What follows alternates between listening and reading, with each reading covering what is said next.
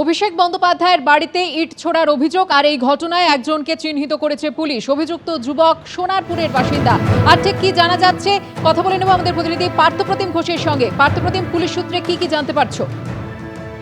দেখো, গত পরশুদিন কি অভিষেক বন্দ্যোপাধ্যায় তিনি কালীঘাট থানায় একটি অভিযোগ দায়ের করেন এবং সিসিটিভি ফুটেজ তিনি সামনে নিয়ে আসেন এবং সেখানে দেখা যায় যে এক যুবক মোটর বাইকে করে এসে ওনার যে বাড়ি রয়েছে হরিশ চ্যাটার্জি স্ট্রিট, হরিশ মুখার্জি রোডে, সেই বাড়িতে একজন বাইক দাঁড় করে ইট ছুড়ছে এবং বাড়ির জানালার যে কাঁচ সেটা ভাঙা হচ্ছে। এবং এই ঘটনার পর যে অভিযোগ হয় সেই অভিযোগের পর পুলিশ কিন্তু গোটা ঘটনায় গতকালকে একটা এফআইআর রুজু করেছে এবং সেই এফআইআর রুজু করে যে যার বিরুদ্ধে অভিযোগ এই যুবকে তাকে চিহ্নিত করেছে। রাস্তার বিভিন্ন সিসি ক্যামেরা ফুটেজ দেখে তাকে চিহ্নিত করেছে এবং তার বাড়িতে পুলিশ গিয়ে পৌঁছায় গতকালকে, যেমনটা জানা যাচ্ছে পুলিশ সূত্রে। সেটা সোনারপুরের বাসিন্দা ওই যুবক।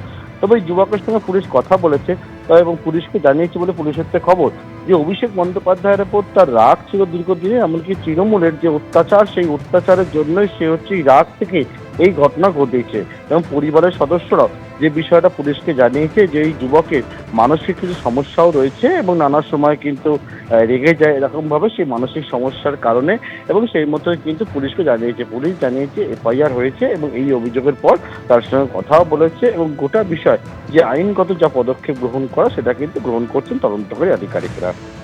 ধন্যবাদ পার্থপ্রতিম। রাজ্য পুলিশের এসটিএফ এর জালে দেবরাজ চক্রবর্তী। পুরুলিয়া ঝাড়খণ্ড সীমানা থেকে ধৃত প্রাক্তন তৃণমূল বিধায়ক অদিতি মুন্সির স্বামী। বাগুইয়াটি থানায় 12ই মে রুজু হওয়া মামলার প্রেক্ষিতে গ্রেপ্তার দেবরাজ চক্রবর্তী। মেডিকেল টেস্ট ইতিমধ্যেই হয়ে গিয়েছে। বিধাননগরের প্রাক্তন মেয়র পারিষদকে আজই তোলা হবে বারাসাত আদালতে। আমাদের প্রতিনিধি সুকান্ত মুখোপাধ্যায় সরাসরি রয়েছেন আমাদের সঙ্গে। সুকান্ত, আজ কখন তাকে আদালতে তোলা হবে এবং পুলিশের তরফ থেকেই বা কি আবেদন জানানো হবে? দেখো, আজকে ভোরবেলাতেই পুরুলিয়া থেকে বাই রোড বাগুইয়াটি থানাতে আনা হয় 5টার কিছু পরে এবং তারপরে তার মেডিকেল টেস্ট হয় 7:30টার পর। তাকে নিয়ে যাওয়া হয় দেশবন্ধু স্বাস্থ্যকেন্দ্রে, যা বাগুইয়াটি থানা থেকে মাত্র 200 থেকে 250 মিটার দূরে। এবং সেখান থেকে এই মুহূর্তে তাকে নিয়ে আসা হয়েছে ফের বাগুইয়াটি থানাতে এবং এখান থেকে আবারও একবার তাকে কিন্তু আদালতের উদ্দেশ্যে বের করা হবে। একটার কিছু আগে তাকে এখান থেকে বের করা হবে এবং বারাসাত আদালতে তুলে পুলিশ সূত্রে যেটা জানা যাচ্ছে যে তাকে থরলি জিজ্ঞাসাবাদ বা ম্যারাথন জিজ্ঞাসাবাদ প্রয়োজন এবং সেই কারণে নিজেদের হেফাজতে চেয়ে কিন্তু আবেদন জানানো হবে। কি সেকশনে গ্রেফতার করা হয়েছে তোমাকে জানিয়ে রাখি। কেষ্টপুরের একজন বাসিন্দা প্রমোটার, তিনি 24 নম্বর ওয়ার্ডে থাকেন। তার কাছ থেকে 30 লক্ষ টাকা নিয়েছিলেন দেবরাজ এবং প্রথম দিকে তিনি যখন টাকা দিতে রাজি না হন তখন তাকে কিন্তু মারধর করা হয় এবং টাকা দেওয়ার পরও কিন্তু তাকে বারবার থ্রেট করা হচ্ছিল এবং পরবর্তী সময় তার অভিযোগের পরিপ্রেক্ষিতে দেবরাজ অ্যারেস্ট হয়। যে সেকশন দেওয়া হয়েছে বিএনএস অ্যাক্টের 316 sub clause 2, 318 sub clause 4, 61 sub clause 2 এবং 111, অর্থাৎ আর্থিকভাবে বিশ্বাসভঙ্গ, অর্গানাইজড ক্রাইম এবং তোমার বেআইনিভাবে আটকে রাখা, এরকম একাধিক যে জামিন অযোগ্য ধারা এই দেবরাজের বিরুদ্ধে কিন্তু রয়েছে। পুলিশ সূত্রে যেটা জানা যাচ্ছে যে তারা তদন্ত করে ইতিমধ্যে জানতে পেরেছেন যে বিগত 5 থেকে 10 বছরে যে পরিমাণ সম্পত্তি দেবরাজের রয়েছে তার সাথে কিন্তু তার যে আয়, মাসিক যে তার আয়, তিনি মেয়র পরিষদ ছিলেন বিধাননগরে, তার সাথে কোনো রকম সঙ্গতি নেই। পাশাপাশি একটি সংস্থার নাম জানা গেছে ডিসি গ্লোবাল। সেই ডিসি গ্লোবাল খাতায় কলমে সেই সংস্থা থাকলেও সেই সংস্থা কিন্তু কোনো রকমভাবে কোনো এক্সিকিউশন নেই, অর্থাৎ সেই সংস্থার কোনো অফিস নেই। এই সংস্থার নামে সমস্ত জমি কেনা, সমস্ত প্রপার্টি কেনা এবং আর্থিকভাবে একাধিক যে প্রতারণার অভিযোগ সব কিন্তু এই সংস্থার মাধ্যমে করতো। ফলত এই সংস্থা আদপে ডিসি কে অর্থাৎ দেবরাজ চক্রবর্তী নাকি অন্য কেউ, পুরো বিষয়টা খতিয়ে দেখতে চাইছেন তদন্তকারীরা এবং এই যে বিপুল সম্পত্তি তার উৎস কি আছে সেটাও তদন্তকারীরা জানার চেষ্টা করছেন। ফলত তার কিছুক্ষণের মধ্যে দেবরাজকে আদালত থেকে থানা থেকে বার করা হবে এবং বারাসাত আদালতে তাকে পেশ করা হবে। ধন্যবাদ সুকান্ত। ডেডলাইন পার, শওকত মোল্লার ছেলের বেআইনি ক্যাফে ভাঙার কাজ কিন্তু ইতিমধ্যেই শুরু হয়ে গিয়েছে। আপনারা জানেন 29 তারিখ পর্যন্ত ডেডলাইন ছিল, সেই ডেডলাইন পেরিয়ে গিয়েছে। আর এবার দেখুন বুলডোজার নিয়ে এসে ভাঙা হচ্ছে শওকত মোল্লার ছেলে ইমরান মোল্লা তার এই বেআইনি ক্যাফে। ক্যানিং এর মৌখালিতে একেবারে মাতলা নদীর চর ভেঙে চর দখল করে তৈরি হয়েছিল এই ক্যাফে।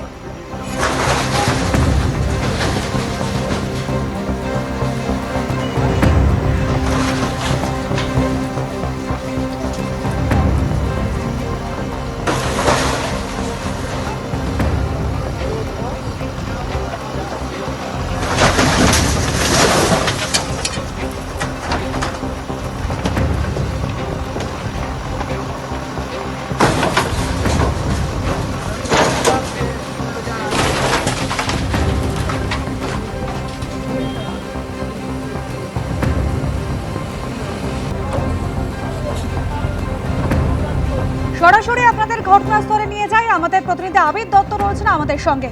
আবির, একেবারে 7.26 বিশাল একর এলাকা জুড়ে এই বেআইনি ক্যাফে তৈরি করা হয়েছিল।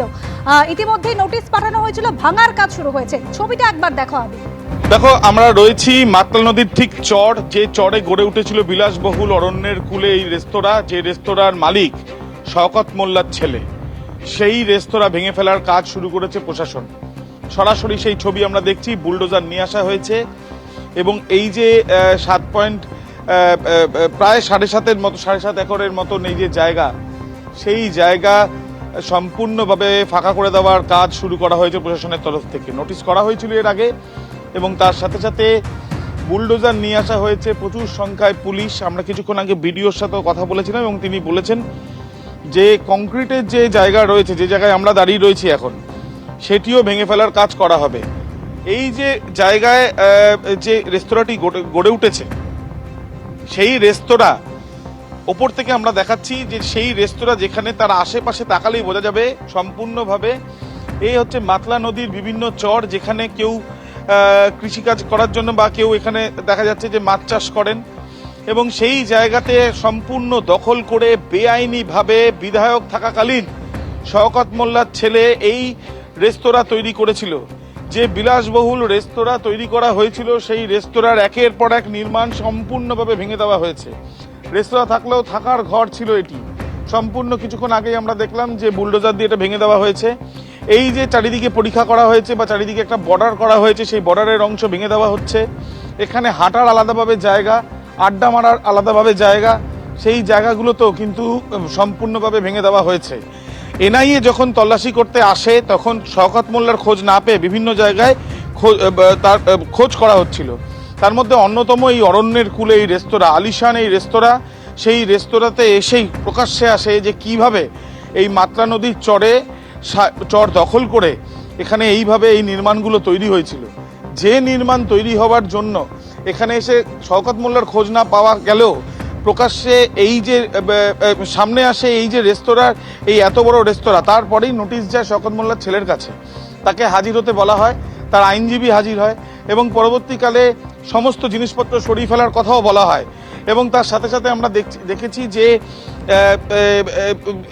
এই যে 29 তারিখ অবধি ডেডলাইন দেওয়া হয়েছিল, সেই ডেডলাইনের পর আজকে সম্পূর্ণভাবে ভেঙে দেওয়া হচ্ছে এই রেস্তোরাঁ। তার কারণ এই যে নদীর চর দখল করে এই যে তৈরি হয়েছিল এই রেস্তোরাঁ, এই নিয়ে স্থানীয় বাসিন্দারা কিন্তু একের পর এক অভিযোগ তুলেছিলেন। সেই সময় কেউ বলেছিলেন যে জোর খাটিয়ে ক্ষমতার অপব্যবহার করে শওকত মোল্লা এই জায়গা দখল করেছে, তার ছেলের জন্য তৈরি করে দেওয়া হয়েছে। প্রবীর সামন্ত আমার ক্যামেরাম্যান দেখাচ্ছে যে কিভাবে বুলডোজার দিয়ে এই যে চারিদিকে তৈরি করা হয়েছিল যে বর্ডার, সেই বর্ডারের অংশ ভেঙে ফেলা হচ্ছে। প্রশাসনিক আধিকারিকরা তারা এখানে রয়েছে পুলিশও। প্রায় 7.5 একর এই যে জমি নিচকে, এই জমিতে কোনো রকম কোনো নির্মাণ তৈরি করার কথাই নয়। তার কারণ নদীর চর দখল করে এগুলো হওয়া মানে হচ্ছে নদীর গতিপথে একটা বাধা দান, নদীর গতিপথ পরিবর্তন হওয়ার একটা পরিস্থিতি তৈরি হতে পারে। দ্বিতীয়ত নদীর নাব্যতা নিয়ে কিন্তু নাব্যতা নষ্ট করার একটা চেষ্টা, এগুলো অভিযোগ রয়েছে আবির, এবং তারপরেই কিন্তু নির্দেশ দেওয়া হয়েছিল এই বিশাল ক্যাফে ভেঙে ফেলতে হবে। তুমি আমাদের সঙ্গে থাকো আবির। ক্যানিং টুর ভিডিও অভিনন্দন ঘোষ তিনি কি জানিয়েছেন শোনাবো। হ্যাঁ, আজকে এটা পুরোটাই ভেঙে ফেলা হবে, আমাদের কাছে সেরকমই নির্দেশ আছে। বলছি এই একটা জেসিবি দিয়ে ভাঙা হচ্ছে তো? হ্যাঁ, এটা একটু সময় লাগবে, একটা দিক হয়ে যাবে। ডেডলাইন পার হয়ে গেছে, এটা ইলিগাল কনস্ট্রাকশন ছিল 1 নম্বর খতিয়ানের জমির উপরে। শওকত মোল্লার ছেলের এই ক্যাফের পাশাপাশি তো আরো অবৈধ বেশ কিছু ক্যাফে সবগুলো নিয়ে হিয়ারিং চলছে। যেরকম হিয়ারিং করে যেরকম এসডিও কোর্ট থেকে যেরকম হিয়ারিং করে যেরকম রায় পাস হবে, আমরা সেই মতো অ্যাকশন নেব। আবির দত্ত আমাদের প্রতিনিধি সরাসরি রয়েছেন আমাদের সঙ্গে। আবির, একেবারে যে ছবি আমরা দেখতে পাচ্ছি বিশাল মাতলা নদী, সেই নদীর চর দখল করে এই বেআইনি ক্যাফে তৈরি করা হয়েছিল একেবারে সমস্ত নিয়মকে বুড়ো আঙুল দেখিয়ে। দেখো একেবারে, এবং ওপর থেকে দেখলেই বোঝা যাচ্ছে যে এই যে পুরো জায়গাটি, প্রবীরকে বলবো দেখানোর জন্য, সম্পূর্ণভাবে দেখা যাচ্ছে জলাভূমি। শুধু জলাভূমি নয়, এটি হচ্ছে মাতলা নদীর বিভিন্ন চরের জায়গা। কিছু জায়গায় আল দেওয়া আছে, কেন? তার কারণ এখানে মাছ চাষ হয় এবং এই জায়গাটা সম্পূর্ণভাবে নদীর অংশই বলা যায়, তার কারণ চরটিও নদীর অন্তর্গতই হয়। সেই ক্ষেত্রে একটিও বাড়ি কিন্তু দূর দূরান্ত পর্যন্ত দেখা যাচ্ছে না। বা একটিও ঘর কেউ এখানে বসবাস করে তেমন নেই, অথচ 7.5 একর জমি এখানে দখল হয়ে রয়েছে। যে জমি অভিযোগ যেটা দখল করে নেওয়া হয়েছে, সেই জমিতে গড়ে উঠেছে এই সুবিশাল আলিশান এই রেস্তোরাঁ, যে রেস্তোরাঁর নাম অরণ্যের কুলে, কিন্তু তার আইনি কোনো বৈধতা নেই এমনটাই প্রশাসন মনে করে, এবং সেই জন্য নোটিশ দেওয়া এবং সেই জন্য সমস্ত কিছু সরিয়ে নিয়ে যেতে বলা হয়েছিল। এবং তার পরবর্তীকালে আপাতত প্রশাসনিক আধিকারিকরা যেটা মনে করেছেন যে কোনো অবস্থায় এই রেস্তোরাঁ এখানে রাখা যাবে না, এবং সেই জন্য সম্পূর্ণ ভেঙে ফেলার কাজ করা হচ্ছে।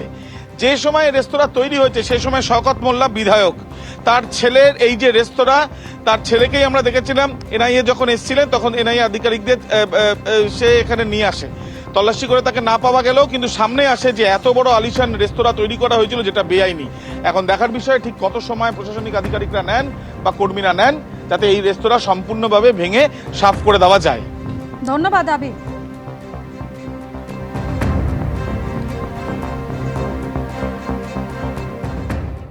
এবিপি আনন্দ, এগিয়ে থাকে, এগিয়ে রাখে।